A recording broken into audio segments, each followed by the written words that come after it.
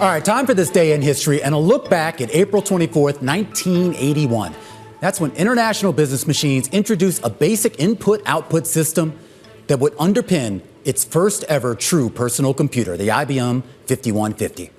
Now, while IBM's PC was far from an industry first, the company's version set a standard for the use case, pricing, and underlying technology that to this day still permeate almost every brand of computer on the market. Remember, prior to 1981, it was possible to buy a PC, but there really wasn't much point. Those so-called personal machines, they were heavy, 50 pounds or more, expensive, $7,000 to $10,000 would cost you, and had almost no software applications at all that would appeal to the average consumer.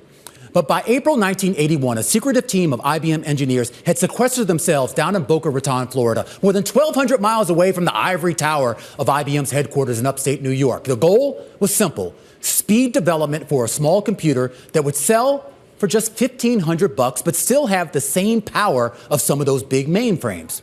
So in August 1981, they finally had something to show for their effort. IBM executive Don Estridge, he demonstrated the completed PC at New York's Waldorf Hotel. They were able to keep the price at only $1,565 by using cheaper off-the-shelf parts like Intel chips and Microsoft's MS-DOS system. The computer had 16 kilobytes of RAM and came with two applications: the spreadsheet program VisiCalc and the word processor Easy Writer. A disk drive and a display, well, that was sold separately. It was an immediate hit. The company estimated it would sell 250,000 units over 5 years. It sold that amount in less than one. 2 years later, CEO John Opel made the cover of Time magazine, and sales were so strong that IBM made its now $9 billion personal computer operation a separate unit. But the PC business proved to be a fickle beast. Almost since its inception, the IBM PC unit was on a roller coaster, reversing periodic slides, winning back market share, only to suffer even deeper drops.